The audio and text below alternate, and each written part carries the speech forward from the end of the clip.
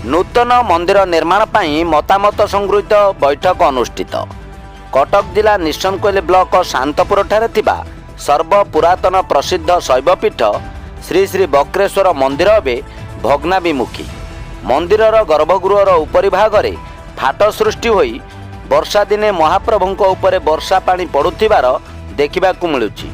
आज सेही मंदिरर पुनरुद्धार करा जाई एक नूतन मंदिर निर्माण करने उद्देश्य सामाजिक कर्मी सुभाष चंद्र दासଙ୍କ आवाहन एक मतामत संगृहीत बैठक अनुष्ठित हो जाइछि।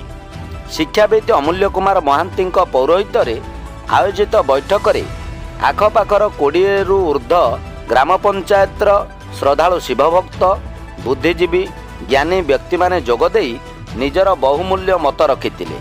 मंदिर निर्माणर कारीगरଙ୍କ द्वारा मंदिरर नूतन मंदिरटी केउं धरणरे कराजिब तार एक रूपरेख उक्त बैठक रे प्रदर्शित करा जाइतिला ओ यही अवसर रे निर्माणकारी शिल्पी को उत्तरीयोदयी संबर्धित करा जाइतिला। उपस्थित व्यक्ति विशेष माने मंदिर निर्माण रे समस्त प्रकारर साहाय्य सहयोग करिवार प्रतिश्रुति प्रदान करिथिले। परिशेष रे उपस्थित जनसाधारण को सांबादिक अमिताभ महापात्र आयोजक मानक पक्षरु धन्यवाद अर्पण करने सहित कृतज्ञता जणाइथिले। कटक निशनकोइल अमिताभ महापात्र रिपोर्ट न्यूज 7।